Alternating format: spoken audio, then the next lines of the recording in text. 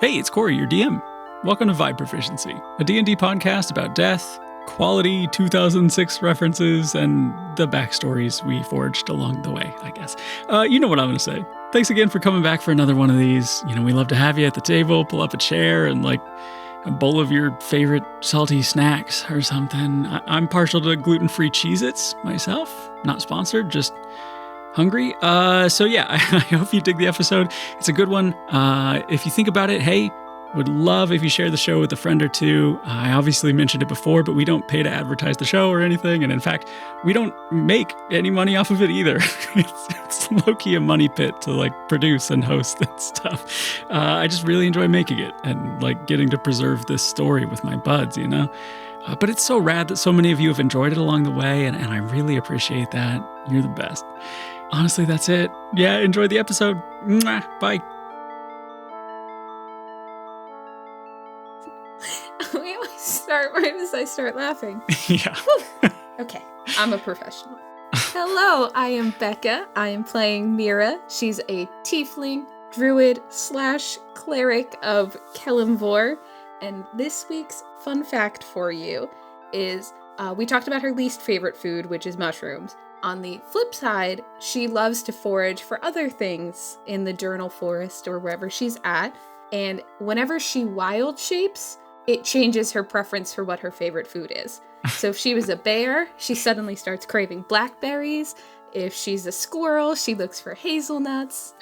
Honestly, I love that. For a second, I thought that what you were going for was that like every time you wild shape, it like permanently changes your taste buds forever. Like No, just temporarily. Yeah, that works. They can't all be winners. No, I love that one actually. All right, sorry, I had to pull up my my fun fact because that previous one was straight off the dome. It's cool. Chandler seems to have run away from his computer anyway. I ran to get a piece of candy. Sure. Hi, I'm Casey. I play Kira, the Kalishtar monk rogue. Fun fact for Kira this time is... Yeah, so cool. So natural. Awesome to listen to, yeah. Chandler is feverishly crinkling something on his end. It's a piece of candy. You'll hear about it in a few moments. Fun fact for Kira this week is Kira's a vegetarian. After she ran away from home, she couldn't bring herself to kill animals for food, and the monks of her order also practiced vegetarianism. But how does she feel about mushrooms? They're not animals. What if someone was to walk up and exclaim to you that they've got beef? What would your response be? Okay. That was a good one, Chandler. Potentially that you're a vegetarian and you're not scared of them? What a quality 2006 reference. It's been a minute, yeah. That song is in my gym playlist. Wow. Hello, my name is Tyler. I play Katniss Lightbringer, the half-orc paladin warlock. Fun fact for Mr. Lightbringer is a little bit of a somber one. Once Katniss's whole life is over, like it's officially done, he's in the afterlife, he's chilling with Papa Lightbringer, he's chilling with all of his family, he's looking back at all of his achievements. The one achievement that he hopes happens, no matter what, is that he was able to be a hero to at least one person. And that's all he really wants in the world, other than, avenging his mother and family. Sucks that you're in this group, man. Just to be the good guy at least once. I think he's done that. He killed a lot of undead. Well, He killed a lot of live, too. I've killed a lot of people, both on purpose and on accident. Rest in peace, the kid's parents from that fire. Oh, God, yeah. End of fun fact. Okay. I think it's me, right? Oh, it's yep, you. Yep. Boy, is this going to be weird. I am Kelly. I play Harp, the Changeling Ranger, and this one is of Harp in her teenage rebel years. One of her proudest moments was sneaking into a concert, posing as a band member for Wink 181. And That's canon now. she got backstage and then posed as the guy for a hot second and got away with it. And then she kind of joined the crowd. But yeah. That's so sick. Why didn't you name them Wink 61? Why? Or sorry, Wink 91. Okay. Oh. I get it now. That's half of 182. God. Okay, here's the thing. I wasn't going to do math now and figure that shit out. I was just trying to go one number down from Blink 182. I'm so sorry. No, I'm with you. I got Did it. Harp really enjoy the best hitter from Wink 182? All the spell things. That was all the spell things. Eldritch Blast. You think? You know, you would think that, but it was another one. I'm so sorry to tell you. What was the other one? Um, To bring us back to like episode 2, can you give us a bit of the lyrics from it? Throwbacks. See, she likes listening, but she doesn't perform. I'm so sorry. Well, Hell yeah. Way to yes it. no wonder Harp and Kira are such good friends. Hail and well met. My name is Chandler. I play Elwyn Peck. Elf turned into a pseudo-dragon until he does 100 good deeds, and then he died, and now he's back to being an elf. Fun fact about Elwyn this week, and has like no connection to the real world in Chandler. He really hopes to find a nice little snack here in the underworld. It's Fantasy Ghirardelli chocolate squares. He really loves them. Has nothing to do with the fact that I'm eating one right now with the my God. milk chocolate caramel. What, Casey, what is that? Jesus Christ. That's going to be so cool and easy to normalize later when I'm editing. That's, So good. yeah, we're off to such a The stellar milk start. chocolate caramel it's really good, you know? Okay. Not a sponsor. Are you taking money from shady chocolatiers again? Did you also call it the underworld? Yeah, pretty sure. Aren't there pleats? Dinner plate there. This again. Oh my Dinner plate. God. You flat planers never fucking drop it, do you? How many times do we have to teach you this lesson, old man? I have one in my bag. A plate? What, a dinner plate? Yeah, a dinner plate. Why? 'Cause I found it. It's a magic item. I don't know what it does. Oh. I thought you meant your real Okay, I'm life following. bag. I did too. Yeah, I was definitely thinking there was like a backpack next to your desk or something. There is a backpack next to my And desk. it was just like full of dirty dishes you didn't feel like taking to the kitchen yet. That's it. Also, Casey, were you doing a sound like what I did to you? Is that what that was? Yeah, I was. Yeah. Oh, okay. I just talked through it, and I was like, I'm just gonna keep talking. Yeah, once again, huge shout out to everyone making it so easy to edit this later. I just can't thank y'all enough. Okay, so, hi, I'm Corey. I play everyone else. Can we get a fun fact about the beast? The Beast? Maybe like a weakness or like a way to beat it? Or maybe his favorite pastime. Or who's the Gaston in this situation? Yeah, which one of us is Gaston? Okay, so if the Beast is the Beast, And who's the beauty? Who's the beauty here? well, I'm getting to that. I'm so glad you asked. If the whole thing about the Beast is that he's this like outwardly repulsive social outcast, but he's like internally beautiful and good or whatever. And Gaston is like the foil of that. Like if the opposite of the Beast is someone outwardly Pretty. attractive and high in social standing, but like internally repulsive, I think it stands to reason that the prettiest, most morally questionable one in the group is probably the Gaston. So Cadmus, right? I think it's Peck, though, right? I mean, all signs point to Peck. Yeah. In elven form. To be fair, Peck does get turned into what he describes as a hideous creature Sure. himself. So maybe the real Gaston were the friends we made along the way. Maybe Okay. we're all Gaston. Sure. That's the takeaway here. So I guess fun fact about the Beast. Fun fact about the beast: how much HP does it have left? Ooh, I like that one. Yeah, I don't know. Fun fact: the Beast probably doesn't perceive of itself like as a thief, right? Like it probably figures that it lives here, and also there's nice stuff around, and that stuff might as well be close by where it can look at them, Sounds like Peck. right? And honestly, I can relate to.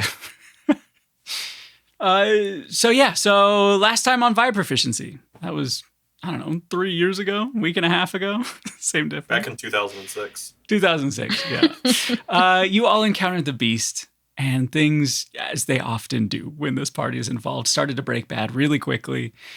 Fire broke out in the giant piles of stolen items. Some of the tall stacks have started to topple and crash down, and the Beast will not stop shapeshifting and splitting into smaller little monsters with glowing green eyes. Harp did manage to roll really well and spot the gilded skull that Peck said you need to bring back to the city. But it's just out of reach, like 30 feet up this giant stack of stuff in front of you. When we left off, I think Elwyn had just passed off the hand wraps to Kira, and then Kira did a very cool Matrix pose, and I just want to formally apologize for implying it wasn't sick as hell. It was a pretty cool pose, though. It was a cool pose. I thought of something better afterwards, but I can't remember what it was now. Cool, love that. Think about it and let us know. But we're still in combat, right? We left off right at the top of Kira's action. Fuck yeah. Kira, you feel this warmth flowing from the wraps through your fists and your arms, and they're glowing this golden amber glow.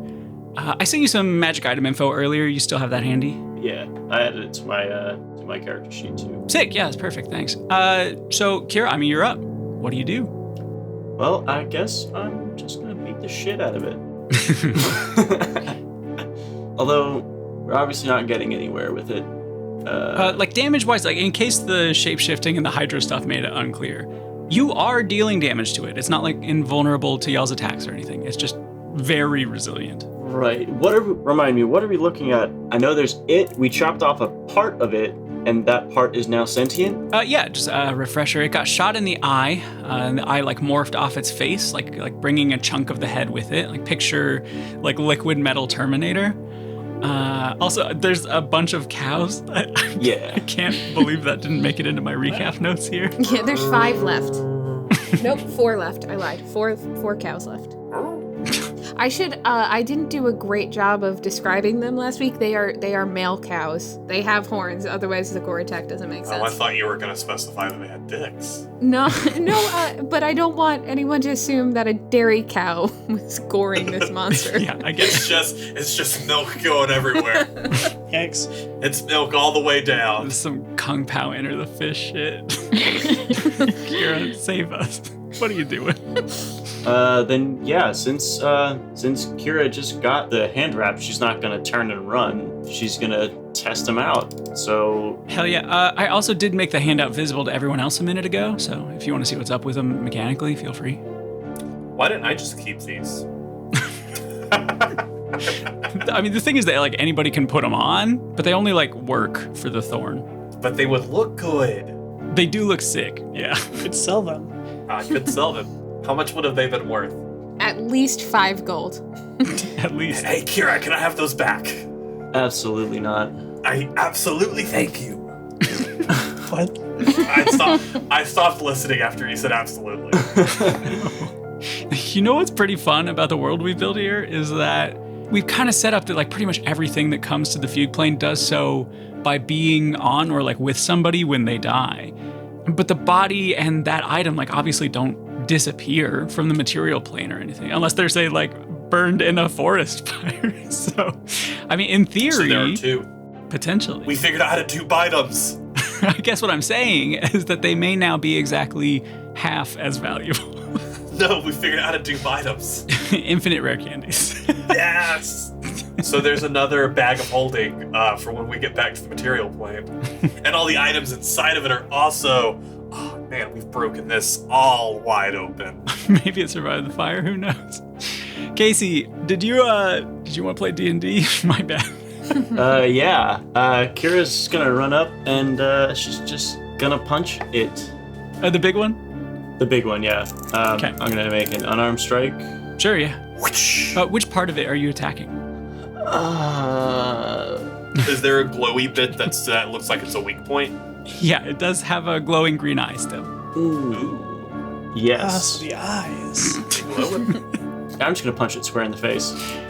Hell yeah, brother. Roll for it. That's a 14 plus 1 because I had the ornate hand wraps on, so it gives me a +1 to an attack roll. So 15. Unfortunately, 15 doesn't quite hit. Ball sack. Swing with the other one. Oh crap. Oh no! That's a 1. So... Okay. Oh wait. I have inspiration. Okay, shit, dude. If ever there was a time... You don't want to just hit yourself? I'm gonna burn that inspiration. I don't want to be like Fan and try and do something cool when I just got these brand new hand wraps and fall out a fucking window. Fall out a window. All right. Yeah, I'm gonna burn that inspiration. Kira, I don't think you had the hand wraps all the way. You gotta strap them. You gotta pull them up all the way. They're falling a little bit. 17 plus 1, 18. There we go. Yeah, 18 hits. You say you hit it in the face? Right in the face. Sick. Roll damage. 7 damage. And you punch it again, I presume? Yeah. Well, maybe. Yeah, maybe. There we go. Nat. Oh, look at that! Wait, but is that legitimately a nat 20? Like, why do you sound like you're lying again? The energy is bizarre this session, Ken. That's it. Yeah, that's 27 plus 1, 28. Roll damage. Oh, I forgot. Oh, shit. Wait, hold on. I forgot to add an extra d4 to my my damage roll on that last one. Yeah, go for it. That last one is 8 damage now. Okay, And sweet. this one... I think you're still blessed too. Jesus Christ. Didn't I bless the three of You us? did Oh, shit, that. yeah, You you're are right. right, actually. You blessed. I have it written down. Mira, Kira, Cadmus. Okay, so let's quickly keep track here. You hit once, you crit once. So that first one was a 7 plus your 1 for the hand wraps. Yep, Which correct. I showed all of you and forgot that the listeners couldn't fucking read the handout. These hand wraps are a wondrous item, and when specifically Kira wears them and makes an unarmed strike, she adds +1 to the attack roll and an extra 1d4 to the damage roll. I'm just gonna make that just a weapon on my... Yeah, just make a macro, because I can't imagine Yeah. that you won't be using them a lot. No, yeah, I'm never gonna take them off. Yeah, fair. Okay, but back to baby math. 7 plus the 1 from that extra 1d4 roll, 8 damage So, on yeah. that first one. For your critical, you rolled, 9? 6 and then 3? Yes. Plus your 1d4, hit me with that. Yep. 2. Okay, so 11 there. So 19 total damage. Hell yeah. Your fists just slam into the sides of this thing's face, just and like as your knuckles make contact, that golden light pulses outwards. It's like this stellar feeling. Like your arms are so light and they're moving so quickly, but they carry this extra weight behind them. And like you're surprised at how little effort it feels like you're having to put out. It's the cow's turn now, I think. Yes, it is. I just want to say, while pulling up the cow's stats, I had to Google cows D&D, and one of the forums is, so cows are a weapon of mass destruction? Wait. And I love that. Should I be more worried about this? So the little fey cows are in defense mode, so they're gonna, all 4 of them are still kind of wrapped on the backside of the big monster, but they're gonna turn their attention to the small one because they think they can handle that a little better. Okay. All 4 of them are gonna attempt to gore that little monster thing in whatever is, I guess, cow height. And this is what? Piercing? A gore attack? Yeah, that's the only attack they can do. Okay. Okay, we're gonna ignore. Oh, one of them got a natural 20. Got it. Did. So it's going to be a dirty 20, a 25, an 11, and a 26. So I think all but one hit. Yeah, the only one that doesn't hit is the 11, yeah. Great. This is not as much as the last time because they don't get their charge attack on top of that. So it's just 1d6 plus 4. So that's going to be 6 for the first cow, Okay. 9 for the second cow, and then Okay. on the crit, it's going to be 6 Okay, so 21 total damage from cows. from the cows, yes. Fuck on the yeah, little guy. cows. Weapon of mass destruction. Weapon of mood destruction. Who? Hey, can you make sure all of my moves are in the episode that I was doing? I'm gonna be so for listener. I'm sure that you've heard a bunch of them, but I need you to know that I'll have probably removed more than half of them, just so that you can hear everything else over the top of Chandler just kind of mooing to himself in the background. You all watch as these cows just like crash in from all sides and attack the beast with their horns. And shockingly, like the beast sort of buckles underneath itself, and you can tell it's having a hard time moving around as it's sort of like shape-shifting its limbs over and over. And I think honestly with that nat 20, it's not like prone, but it'll need to burn some extra movement to get around right now. Well done, cows. But that was the cows. Mira, what are you doing? How is Cadmus right next to this creature, or? Yeah, right up on it. Just took its jaw out. Okay. Mira's feeling a little bit of trepidation because she's noticing how big this creature is. So I'm just gonna, bracing where I am, I'm gonna look up, be like, hey, God, are you there? Should we be doing this? I don't know if we should be doing this. And then I'm gonna hit him with the sacred flame. Okay. When you say God, did you like have one in mind? Or Oh yeah, Kellenvor. Okay. If you're actually asking, you are welcome to use your bonus to try and get an answer. Okay. But that would burn your bonus action for this turn if that's what you want to do. That's absolutely fine. Because I'm not even sure if I want to attack right now. Because from the last time we played, I was missing every single attack, and only the cows were hitting. So I feel like maybe this is Kelemvor being like, what are you doing? Okay. Then, roll religion. Oh, not great. 12. I'm a baby cleric. The DC was 12. Oh, great. I have to be so for real. I didn't think I'd need to worry about this for a minute since you're like on the same plane, and I thought if you wanted to talk, you just go there. So Sorry. No, this is good. It's your shield. The symbol of Kelemvor on your shield. You can like feel it. It's got this divine feeling somewhere in the link between you and this symbol, like a string being bowed. It's like resonating with this frequency that only you can feel. And when you ask that question, and remind me how you worded it? Should we be fighting this thing? Or should we kill it? It feels a bit like a gray area. Isn't it? And to that point, like, so is Kelemvor. Yeah. So I think the sense that you get from like pausing a moment to like examine this divine tether you're feeling is actually like one of ambiguity. Oh. It kind of seems like these sorts of should I do this thing like on a moral ground. Maybe that's not something you should expect to get concrete guidance on from Kelemvor specifically. That's a hard call.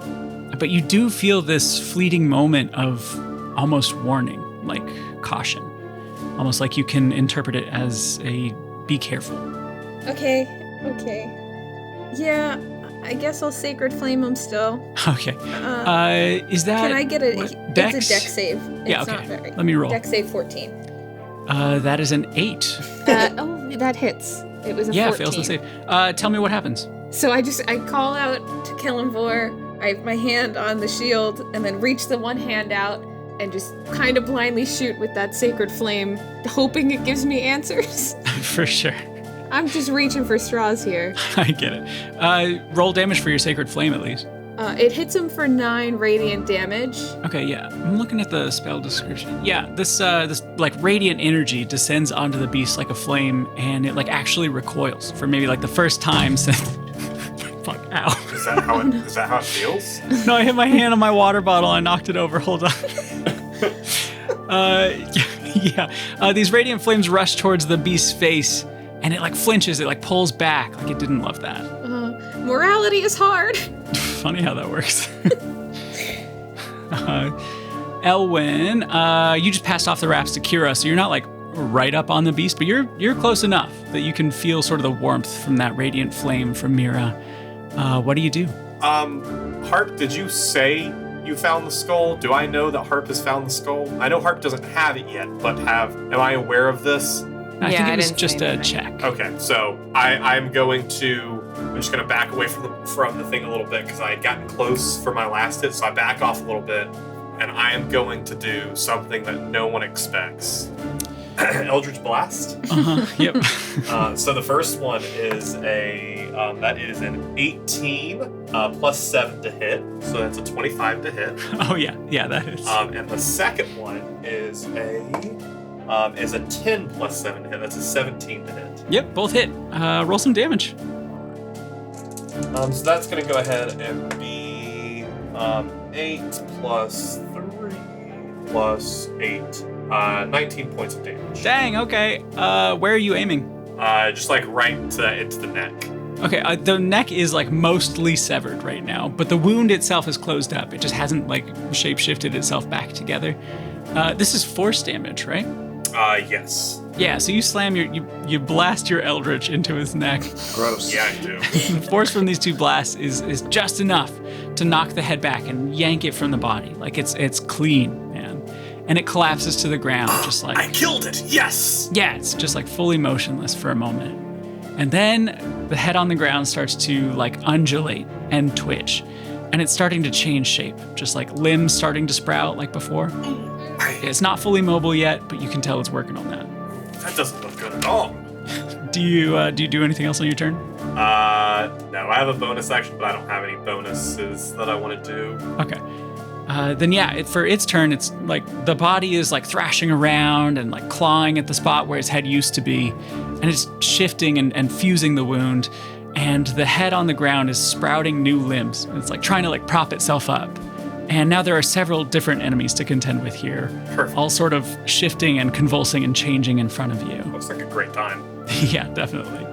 And the smallest one from before kind of like skitters over to like put itself between Cadmus and the newly forming one, like the former head. And it's going to make a swiping attack at you, Cadmus. That is an 18 to hit. Miss. Hey, yeah, it's like swings at you and you're able to sidestep that attack pretty easily. Harp, you're still standing over by the little mountain of stuff where you saw the skull. What are you doing right now? So she's going to attempt, and you can tell me if this isn't going to be a thing, okay? Out Okay. of my bag, I pull out a rope, and I cast Rope Trick, even though I'm not going to use it for its original purpose. It is any length of rope that is up to 60 feet long. One end of the rope then rises into the air until the whole rope hangs perpendicular to the ground. Basically, I'm going to climb it. It's a 60-foot rope. Yeah, for sure. So this is how you're planning to get up to grab the skull, right? Yeah. Sick. So, do I have to do a strength check or anything, or am I a good climber? Fun fact about Harp, good climber. Harp Absolutely. excelled at the rope climbing in gym class. I'm thinking maybe this is athletics, right? Ah, damn. I would agree. mean, it's Athletics up to or you. acrobatics, maybe. I'll give you this choice, okay? And it will impact the DC for the athletics check. Okay. If you're climbing the rope itself, just like pulling up with your arms and legs only on the rope, your DC will be slightly higher, much more like upper body strength involved there.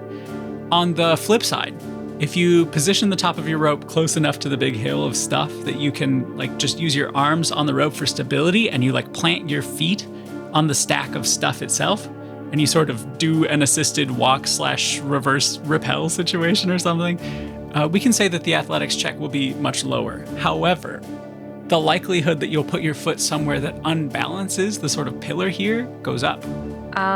So that's your call. Well, we want to do this fast, so I'm going to use the pillar. Whatever. Okay. Let fate decide. Yeah, roll an athletics check, DC 10. So let me hit athletic.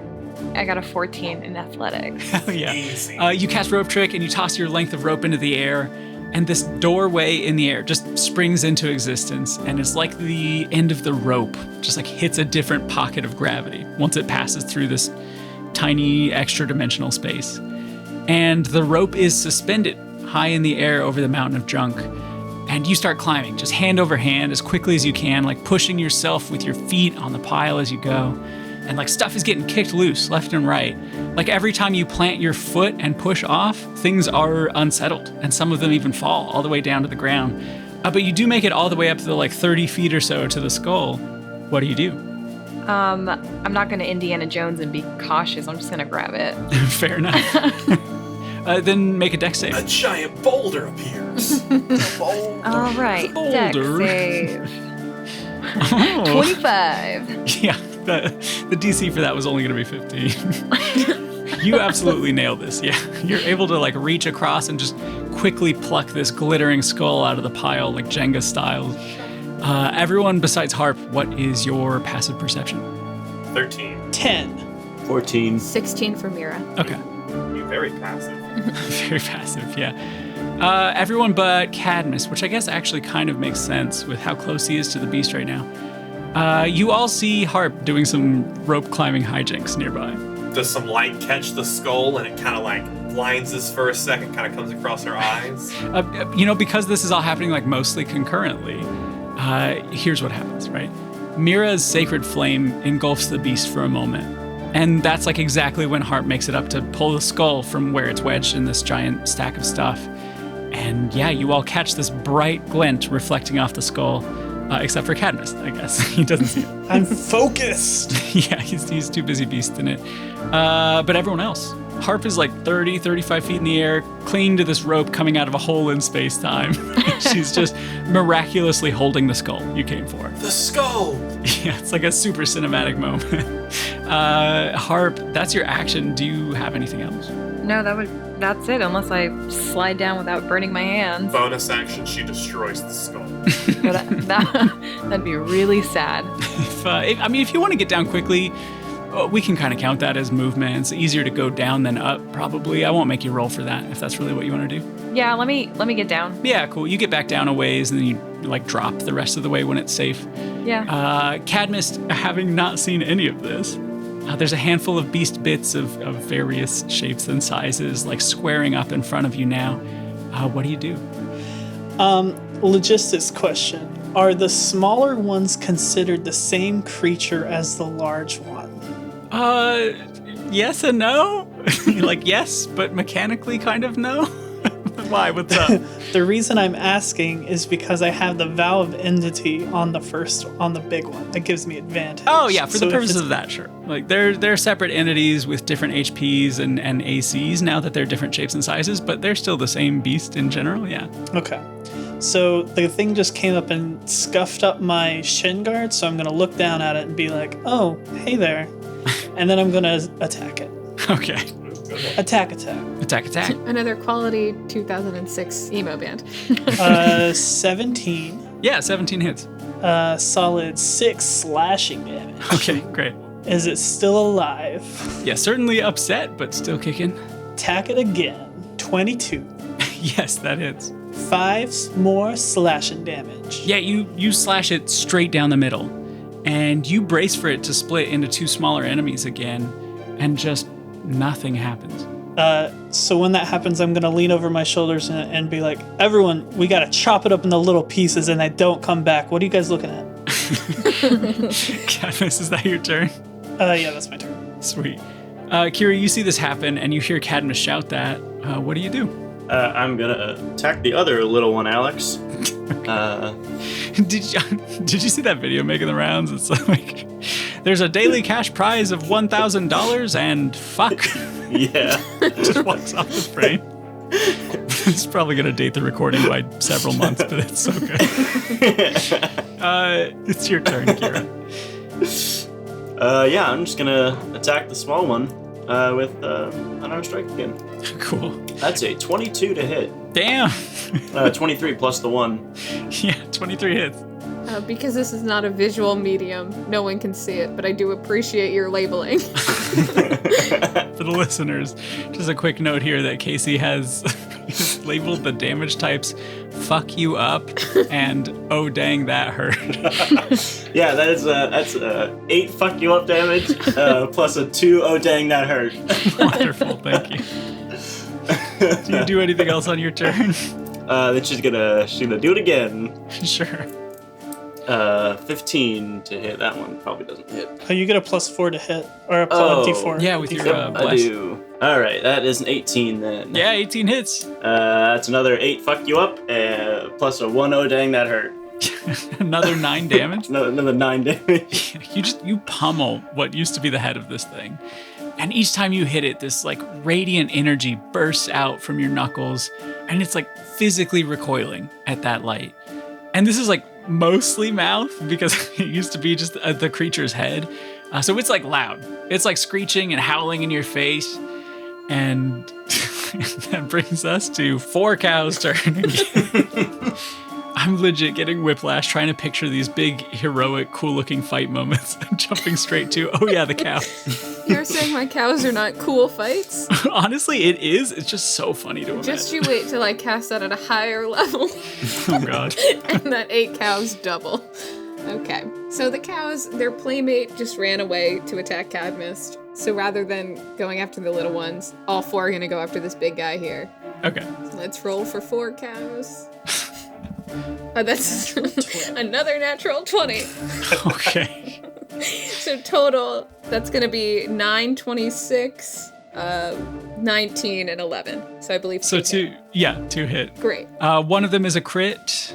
So roll 3d6, If I roll all guess? 3 and then I got you. Yeah, exactly. All right, so that's 8 and then 2 modifiers, so 16 points total. Oh my god. Okay. Great. And then after they hit the big guy, all 4 of them are going to run back 30 feet Okay. and just hang out about 30 feet. Sure. I do think that means that they move into and out of melee attack range. Are you cool with one of them taking an opportunity attack if they move away? Like, you still want to do That's it? fine. Yeah, I figure I'm going to sacrifice one cow. Okay, cool. Yeah, I just figured it'd be swinging at whichever one is most convenient, not all of them, obviously. One of the cows jumps into the way to try and save the other cow brother. Exactly.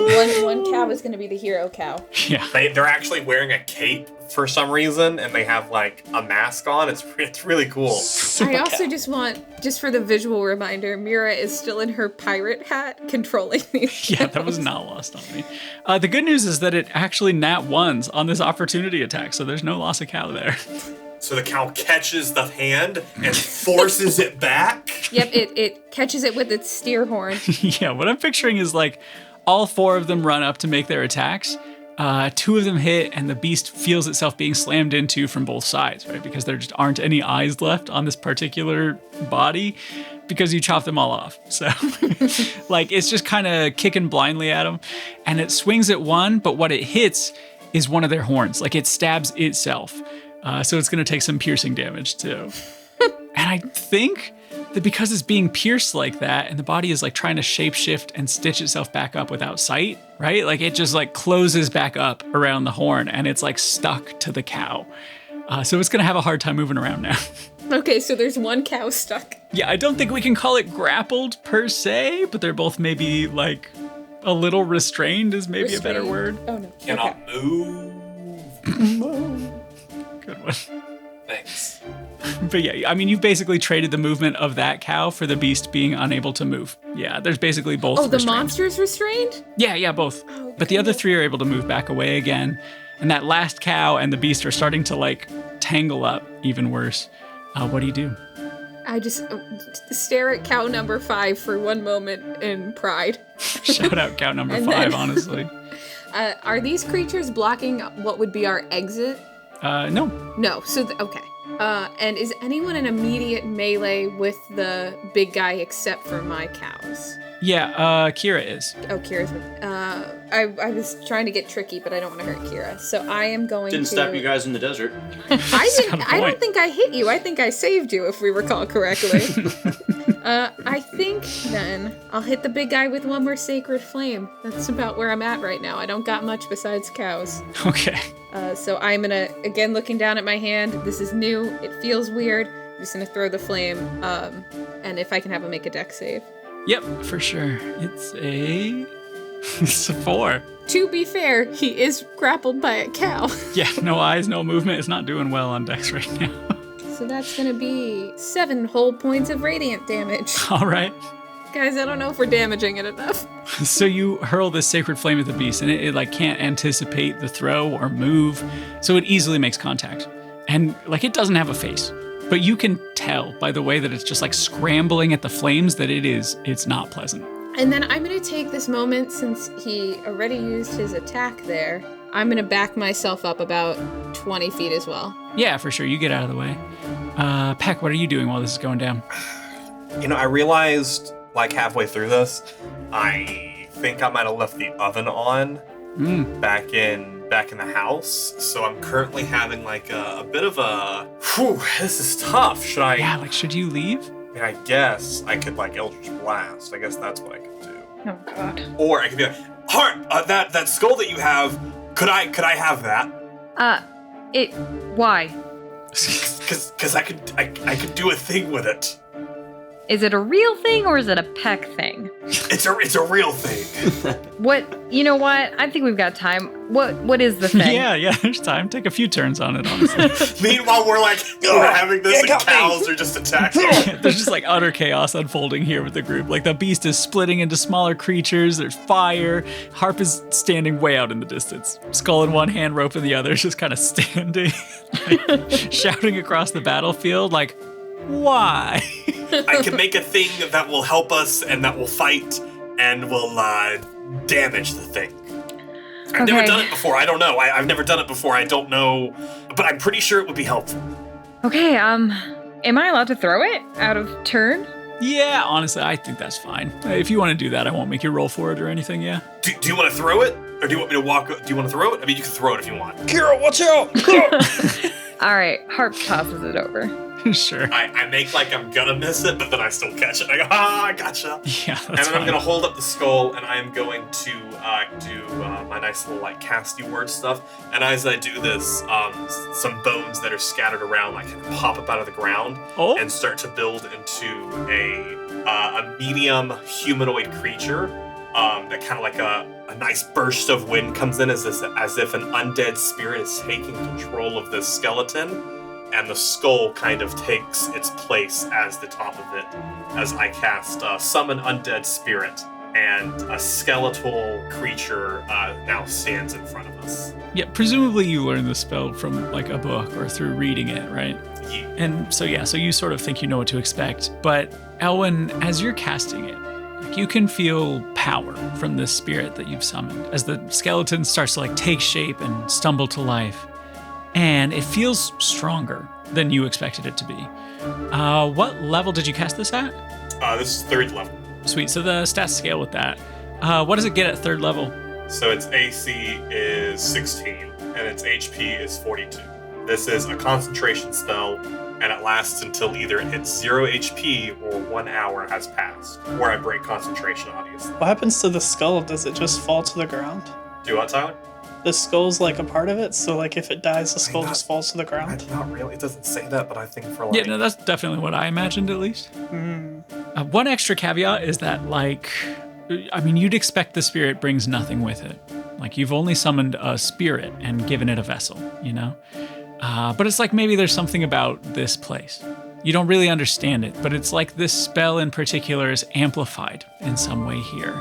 And when the gilded skull slots into place onto the body, you watch like a cloak unfurl around the skeleton's shoulders, and it like slowly drags itself up from the ground. And it's taller than you expected. And these other shards of bone kind of form into almost a single pointed circlet, right? Like resting on its forehead.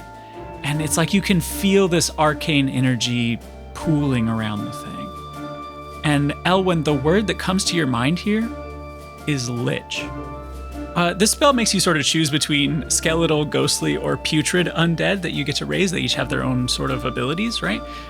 You picked skeletal, obviously, but weirdly, you're looking at something both skeletal and ghostly here. Very nice. Yeah, so mechanically you get both of those benefits.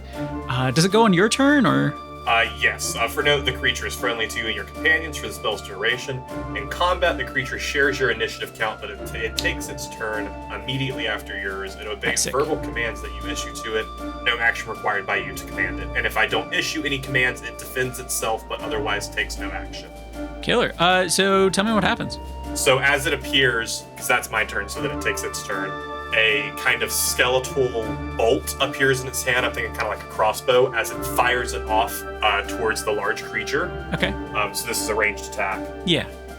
So that is a natural roll 20. It's that one right there. I promise you it's a nat 20. There it is right there. No, I see it. Yeah, for the audience at home, Chandler rolls physical dice, and he has a camera up because he thinks we won't trust him when he rolls well. That's a nat 20. That's great. So that is 2d8 plus 3 plus the spell's level.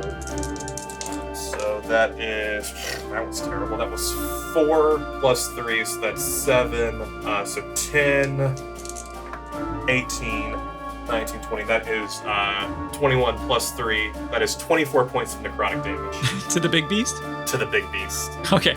Yeah, I mean, you watch this extravagantly cloaked spirit just materialize in front of you. And it fires this...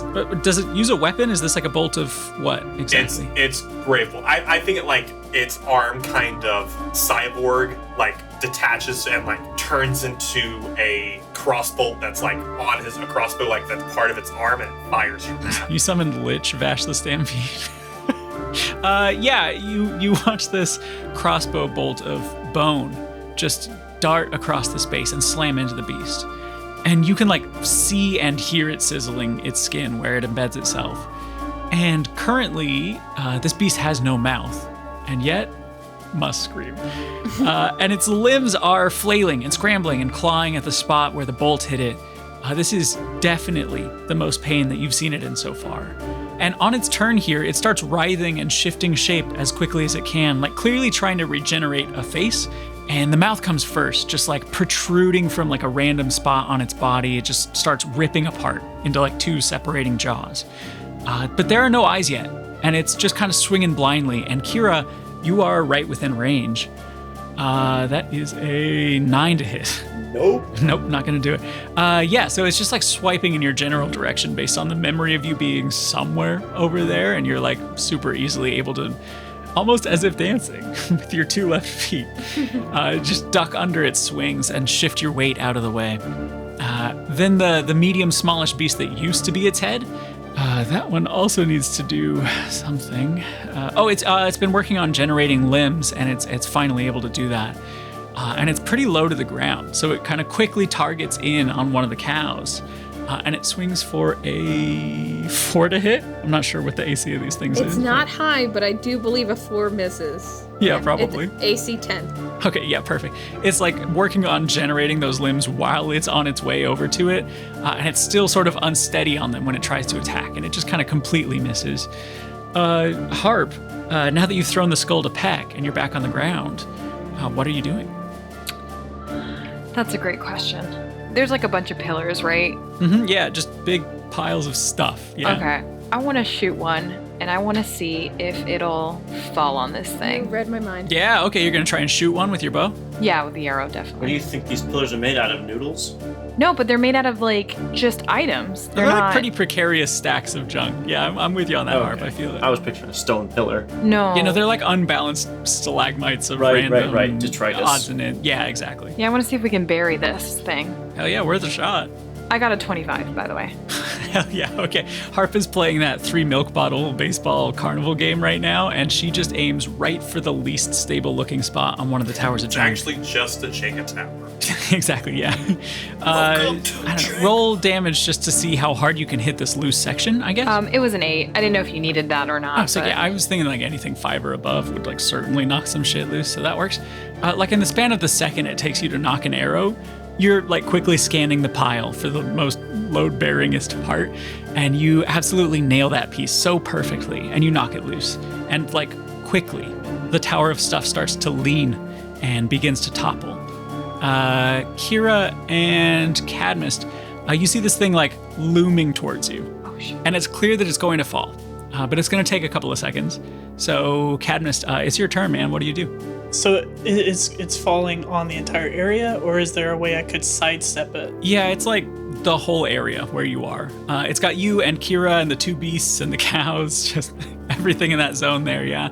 And let's say in 1 turn, right? There's a solid chance that a ton of this like 20-foot radius maybe will be under the rubble. Okay. I mean, it's not like giant boulders or anything. It's just stuff that'll be falling, but still probably won't be pleasant. Is there an area I can get to where I am not going to be buried but can still attack the beast? Sure, yeah. Or is the whole ceiling coming down type thing like around it? Oh, no, yeah, it's not a pillar. It's not like holding anything up but itself, right? It's just a giant teetering stack of shit. Stuff is falling, the mountain is not. Like, how about this? What is your passive wisdom? My passive wisdom is... That's a 10.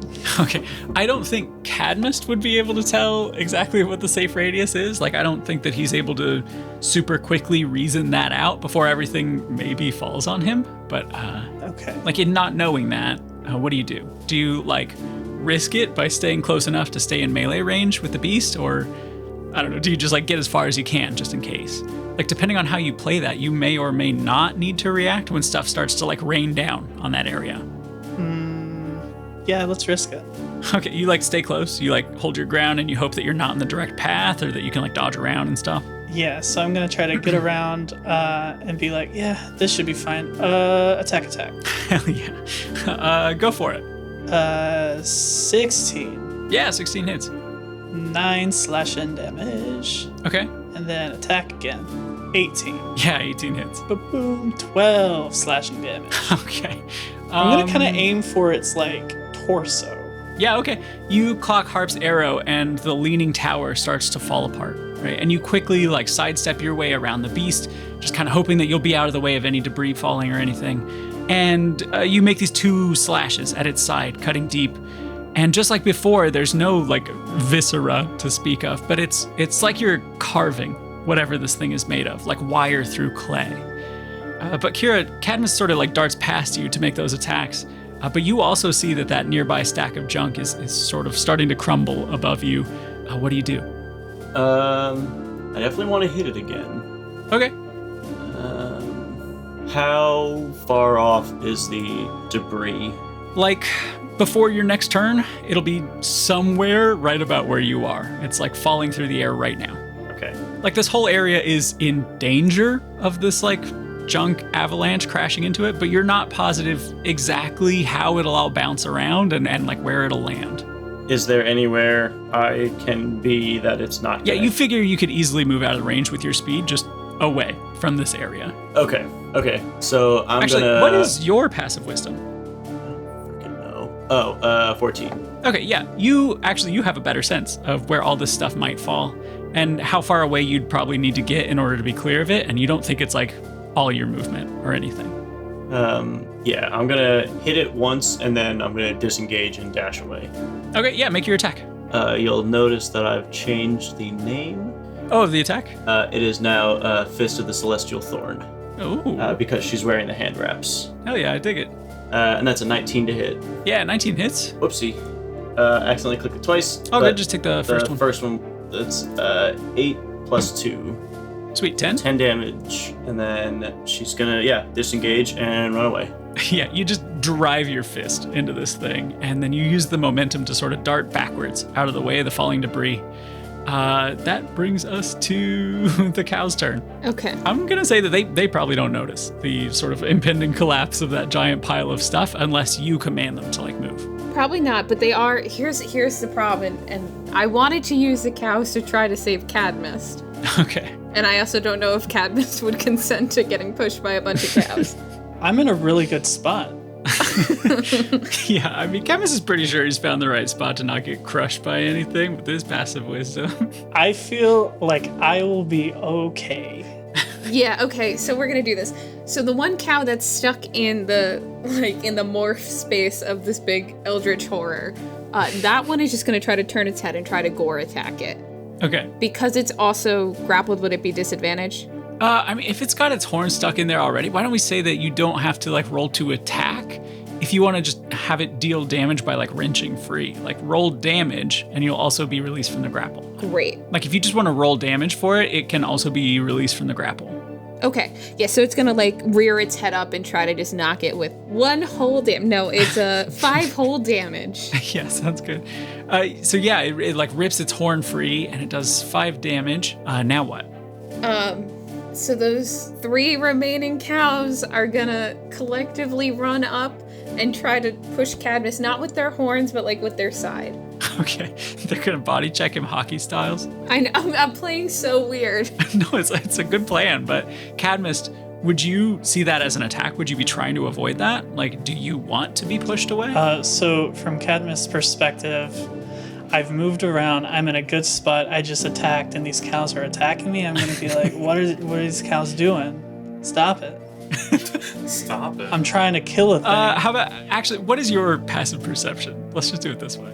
Mine is passive perception is 10. Okay, unfortunately, you're just so focused on moving to where you think it's safest and like staying in range of the beast, and you just straight up don't notice them coming. And they run up from behind and like side check you out of the way, like, I don't know, 5-ish feet. Okay, so he's still, but at least maybe he's a little less in the danger zone. Yeah, maybe. Cadmus, you're still in the same general area, but you've effectively been pushed out of the beast's range without taking an opportunity attack. Let's say that. Okay. Sorry, Cadmus. So, Mira, what do you do on your turn? I'm gonna cast Earth Tremor. I'm gonna run up a little bit. That's why you didn't want to do it. Yep. I'm gonna run up, and as I'm running out, I'm gonna take the staff out and slam the ground, casting Earth Tremor. I'll do it at level 2, which is my last level 2, and then run back as it's casting. Okay, hit me with Earth Tremor. What does that look like? So I cause a tremor in the ground. So I slam the staff down, and the ground just starts to slowly shake and pick up and pick up and pick up. First, I need the creature to make a dex save. Okay. To see if he gets knocked prone by the initial, like, tremors. That's 5. The creature is knocked prone. Yeah. Is this, are you, like, making an honest-to-goodness earthquake in here? Or? Basically. So when the staff hits the ground, it ripples outwards towards this creature and shakes. All the pillars start to shake, and the one that was slowly tilting from Harp's arrow, I assume is going to slam down. Yeah, actually, that one is already in the process of falling. But the earth tremor sure isn't helping. But 2 other giant piles in front of you also start to sort of come undone. Like they're being shook around, and more load-bearing items are just popping out of the stacks, and they're coming down. And all this, like, to use a nautical term for your pirate hat, assorted, like, flotsam is just starting to topple down around you. And stuff from, like, one giant stack is crashing down and hitting part of, like, another giant stack, and it's just, like, it's causing a chain reaction of shit falling down. Tidal wave of stuff. Yeah, exactly. Just so much of it, though. The cows are probably done. They only have 5 hit points, so if they take any damage from anything falling. Yeah, it's not... Actually, how many are left? 4? 4 left, yeah. Okay, roll me 4 dex saves for them. They have no modifiers, so this is going to be just a straight roll. Okay. Oh, why did it only roll 1? Well, 1's an 8. An 8, an 8, an 8, and a 15. Okay. Yeah, I mean, one of them manages to avoid all of the falling objects, just like ducking and weaving through as it runs away. The rest of them are, they're gonna take some damage.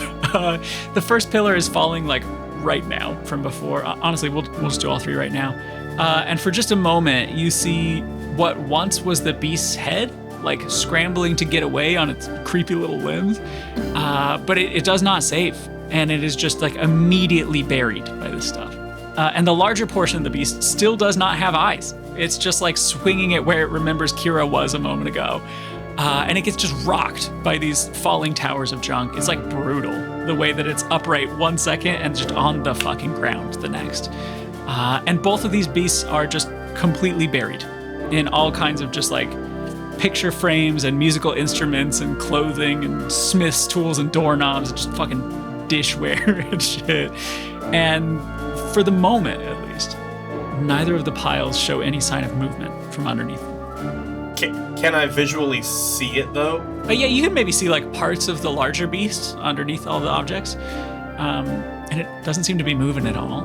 But Peck, it's technically your turn in initiative, so what do you do?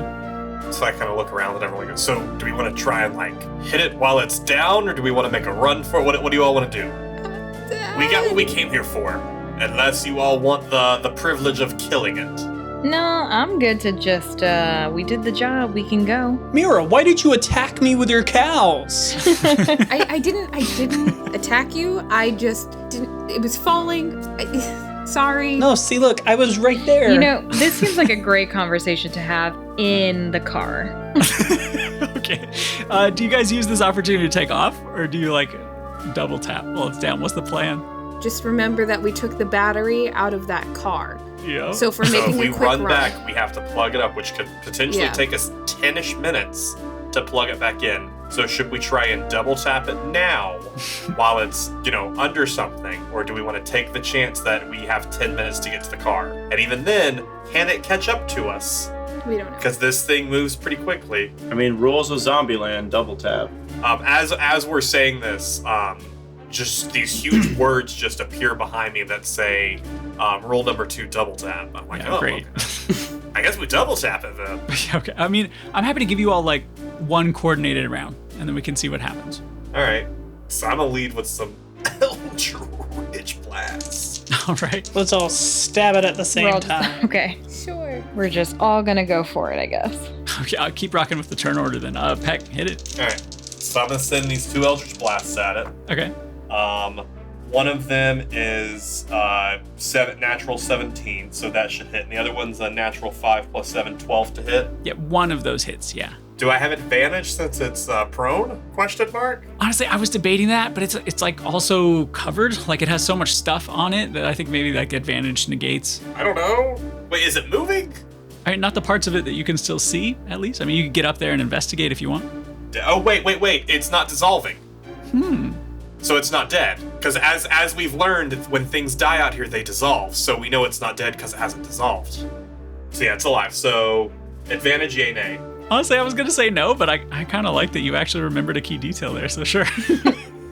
And that one is a natural 15. And I'll just roll the other one for a nat 20. It's not. So they both hit. Yeah, both blasts hit. So that is going to be 2d10 plus 4. That's 18 damage from there. Sick. And then Skelly Boy is going to send his Grave Bolt at it. And that is a natural 18, so that's going to hit. Yep, that hits. So that is 8 plus 5, that's 13, plus 3, 16, that's 19 points of necrotic damage. Okay. Jesus H. Christ. Good rolls. So I'd like to imagine, I'm standing there and I go, guess, I don't know what should we do. Should we just, yeah, and then I just go, blast, blast, and then my skeleton looks over and just goes, okay, and then just shoots it. Sure, yeah, exactly. We're in like bullet time because we're skipping the beast turn here. The Eldritch Blast and the Grave Bolt are like in the air. So like Harp, what are you doing? I don't know. I guess. Double tap. All right, I'm gonna shoot the shit out of it. Here's the longbow. Okay. That is a 17 Yeah, that hits. and 11. Yeah, okay. You have like extra. Yeah, I can do it twice. Yeah, so I'll okay, just, yeah. That's 11 again. And did that hit? I don't think that It hit. doesn't quite hit, but yeah, you can shoot it with advantage too, yeah. Oh, nice. So just roll again. 12. Well, you can't win them all. So you've got 2 arrows in the air, and one of them will definitely hit. Cadmus, what about you? What are you doing? I'm gonna stand up, dust off my armor, attack. Okay. Attack. Yeah, you run up to this pile of garbage, and you just start plunging your sword into it. Dirty 20, Yeah. 12 slash damage, and then I'm a hit it again. 26. Uh-huh. I'm a divine smite this time. Why not? Of course you are. So that's gonna be a 10 slashing damage, and let's see, divine smite.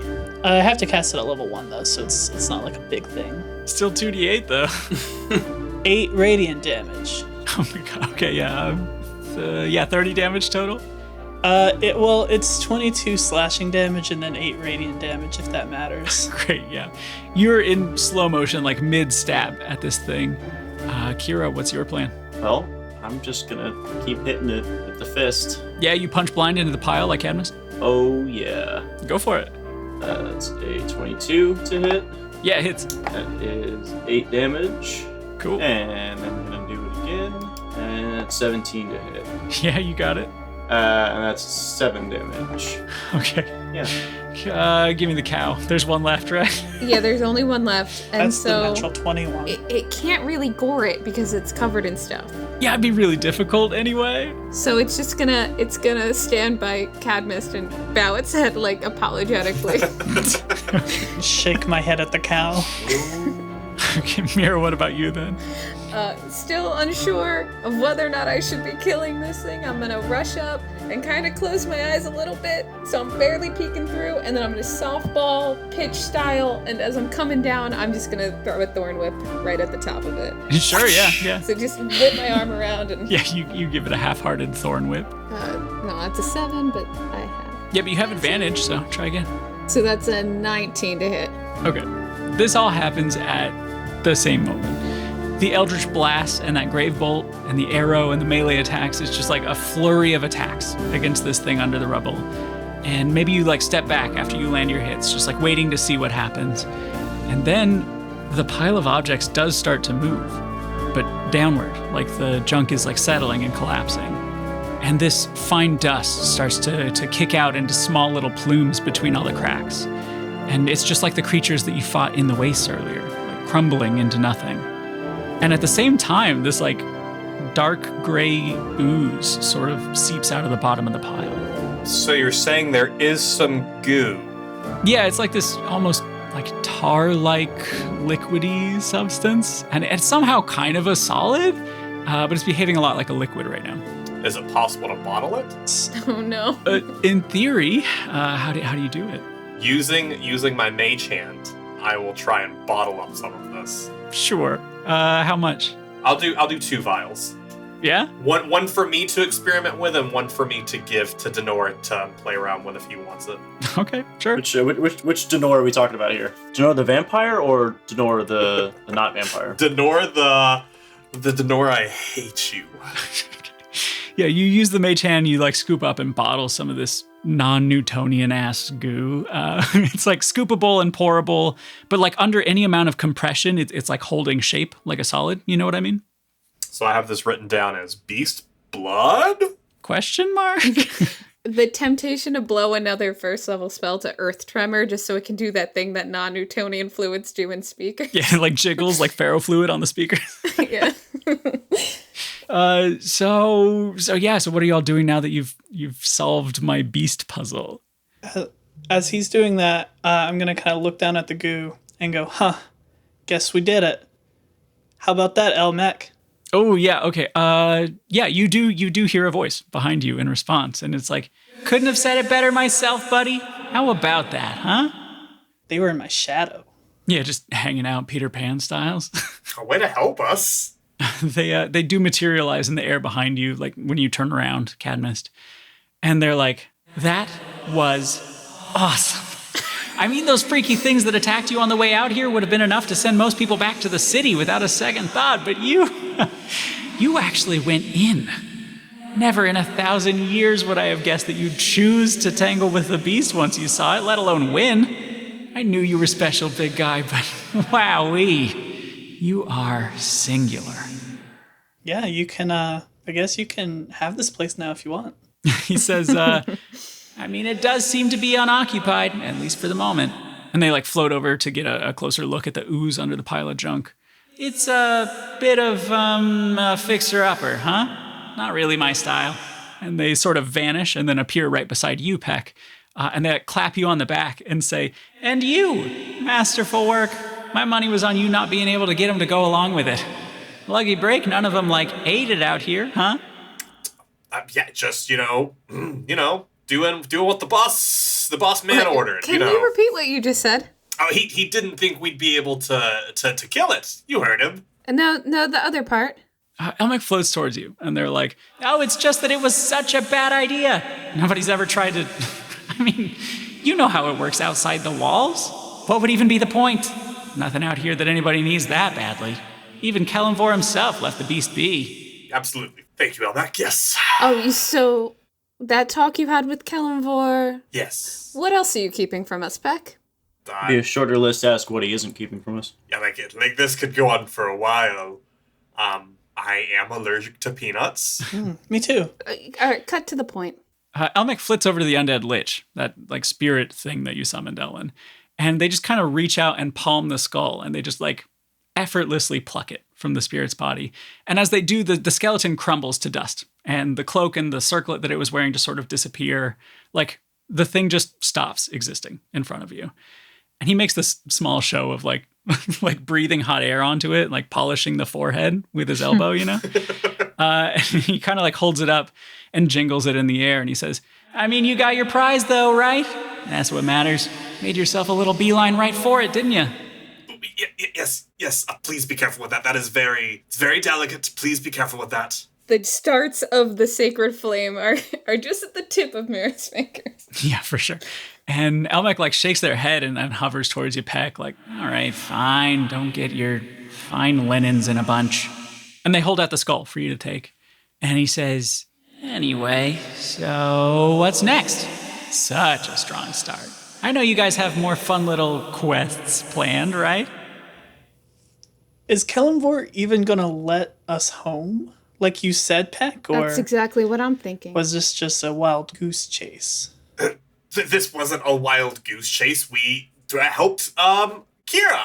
Kellenvor pointed me on this. Okay, all right, listen. This may not have been a quest as far as the term goes of quest, but Kellenvor told me of this skull that could assist me in my magical means and told me where it might be found. And it seems pointed Kira in a similar direction, so I think we all helped each other out and learned more about each other. In the end... The real Gilded Skull was the backstories we forged along the way. Is he lying? I mean, besides... Everyone can make a vibe check if you want. Well, I'll still roll a vibe check just for fun. I don't want to be left out. Okay, sure. 15. Or 15. That's a dirty 20. We're talking about my god now. And I got a 13. That's also a dirty 20. I just put the skull in my bag of holding. You look away to tuck the skull into your bag, and you look back up, and it's clear that everyone in the group thinks that you're lying. You can read it on their faces, right? You didn't manage to explain away the problem after all. And everyone else, it starts to dawn on you that the pretense that you've been asked to come out here by Kelemvor, that probably wasn't true. And maybe you've all put your presumably immortal lives on the line just by leaving the city.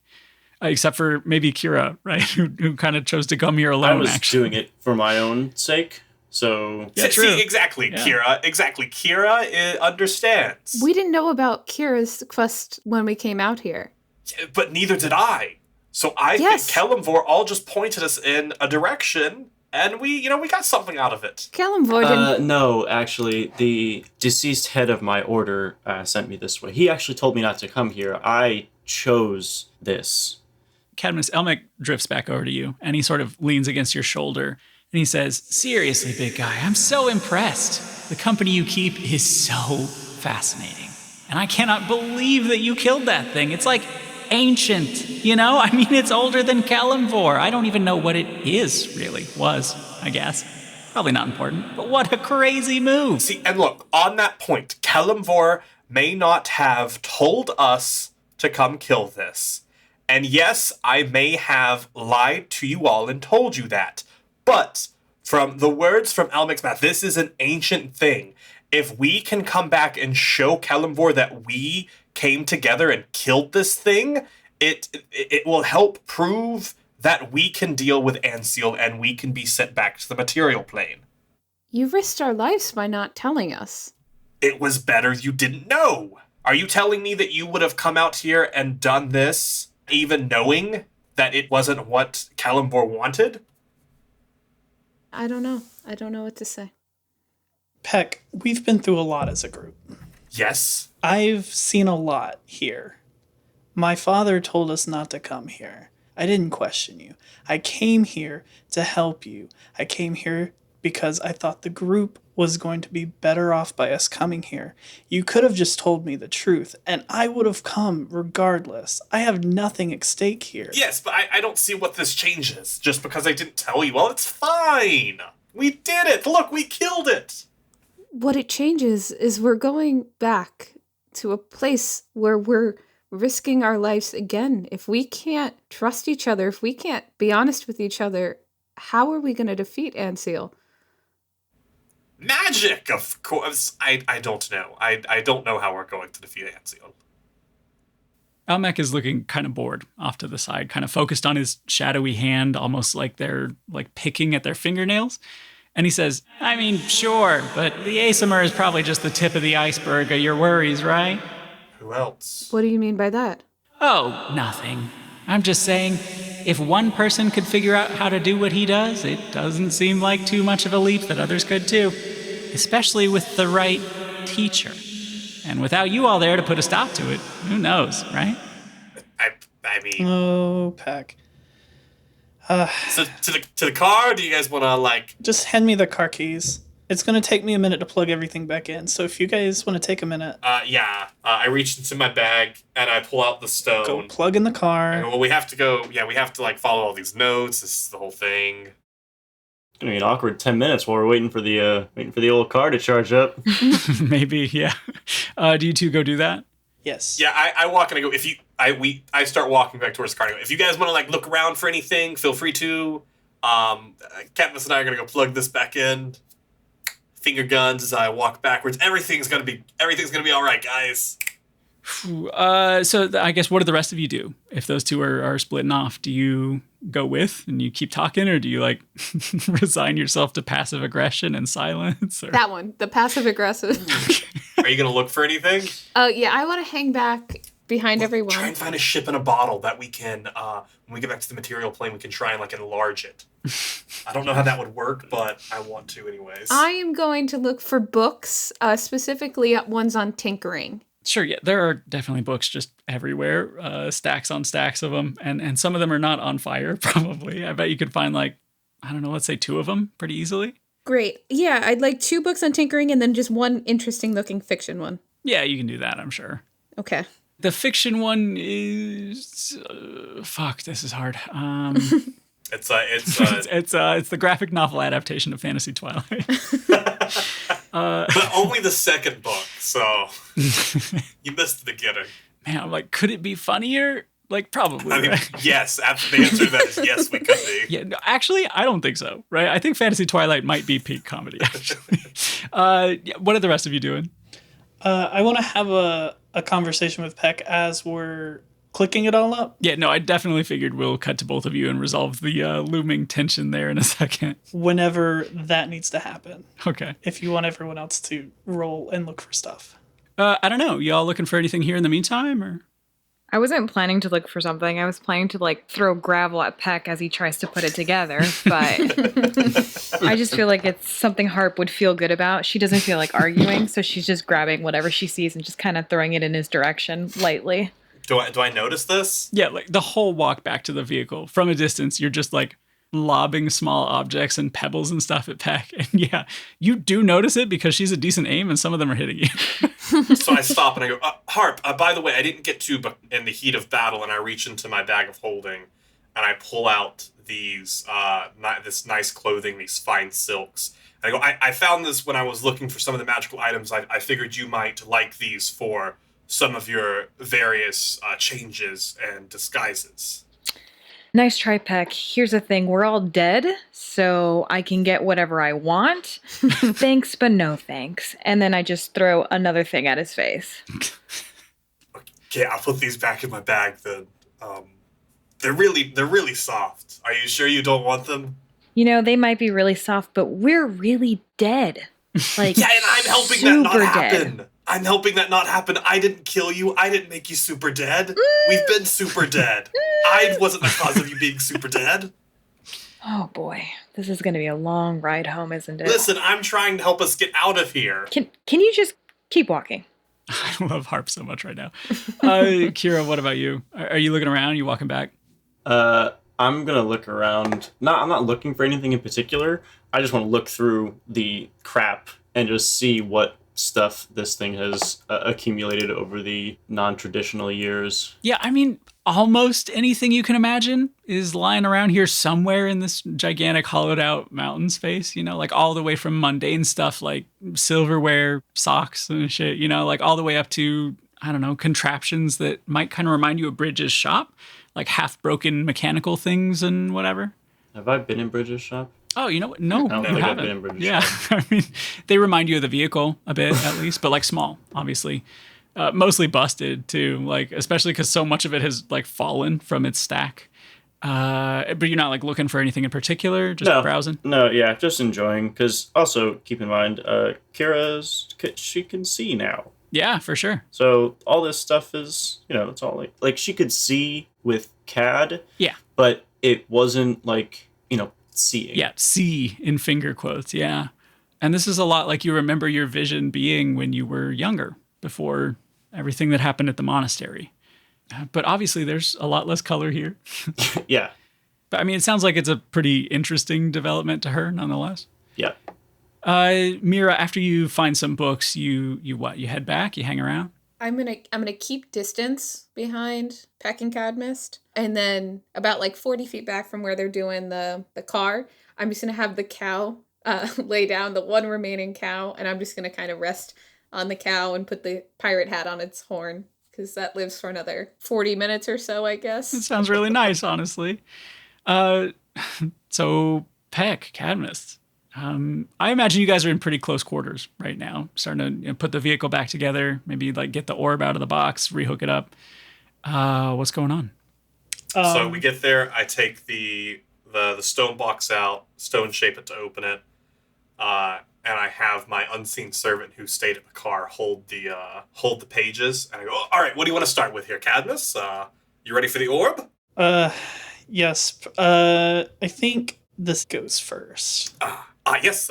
Yep. So as we're attaching it, it's kind of like the first minute or so is kind of in silence. We're just kind of connecting stuff. I'm sure Elwin's making, little Elwin noises that he likes to do. Elwyn noises? Elwyn, so we all did you a favor to help pursue your magical means, right? I would argue I have done all of you a favor. This magical item is helpful to me, but this also helps prove to Kelimvor that we are worthy to go back. All he said to us was to balance it. We have shown him that we can balance. Right. I would like you to do me personally one more favor. Anything, sure. Eldritch Blast technique, is that what you need? That technique was very good, but this one is a more private one, and I need you to keep it a secret. Okay. When we get back, I would like you to take my sword and put it in your bag of holding, along with this letter that I have. What? Why? I don't want you to speak of anyone. Why Just take it, and once... Why would you not need your sword? Because once you all go back, you should have the sword, along with the letter. Once we all go... I don't plan on going back, Elwyn. Why not, Cadmus? Because I've had a long talk with my father. I've talked to him a lot about a lot of the things here, and I just feel like it was my time. I did my big heroic. I did the thing I always wanted to do. I helped you do this. I helped you do your goal. And now I can just stay here. I feel like I'm at peace. I have a whole little afterlife here now. I have friends. I have people I work with constantly. I haven't felt the hatred that I had when I was alive. With my dad's stone, I can see the rest of my family whenever I want, until their time comes as well. Cadmus, are you sure this is for forever? It's for a while, but you guys will all be back eventually, and I think this is what I need to do. If you're sure. But just don't talk about it to anyone else. Who is this letter for? It's for my brother. He's been studying magic along the Sword Coast. I haven't really talked to him since our father's funeral. We've kind of had a falling out, but I'm sure you would be able to find him. His name is Arcus.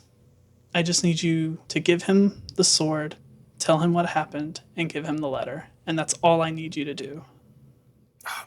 Oh, okay, Cadmus. If you're sure, don't think about it more though.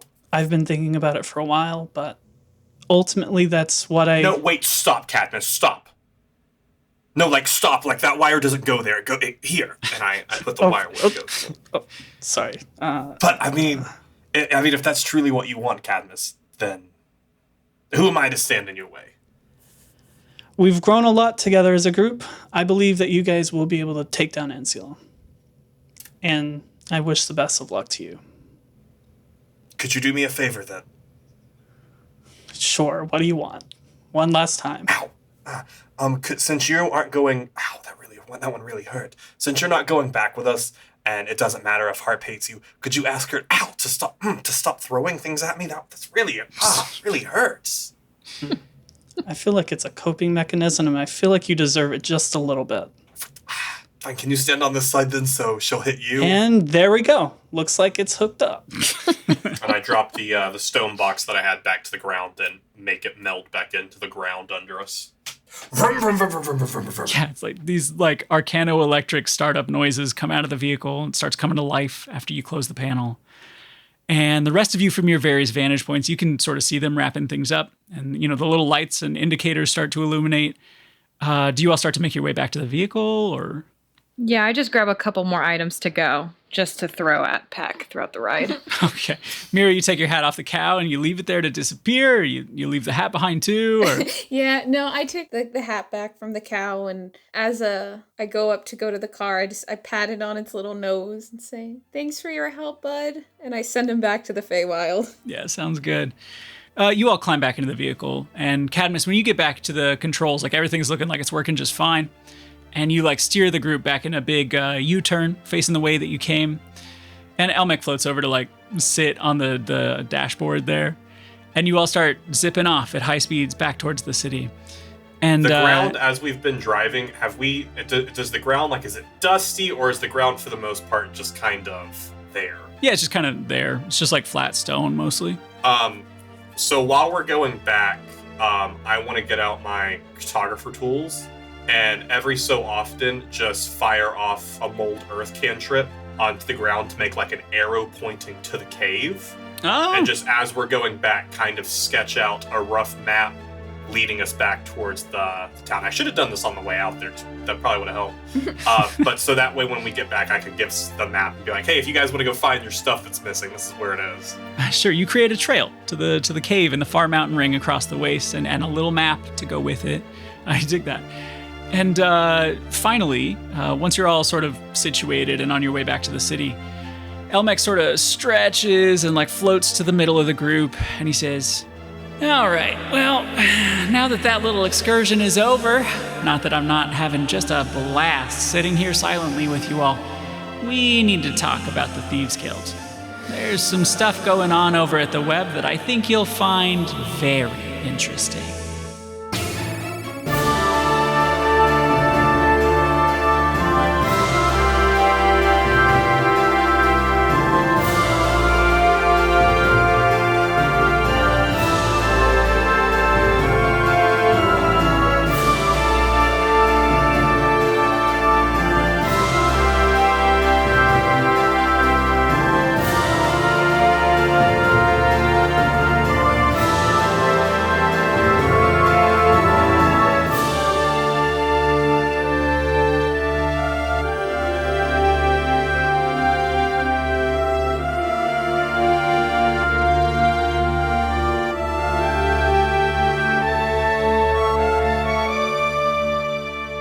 I mean, that was a twist. I mean, not that our characters know anything, but what? Is anyone going back? I thought I was going to get a "you've been really bad" conversation. No, I needed to find a way to get the sword to my other character.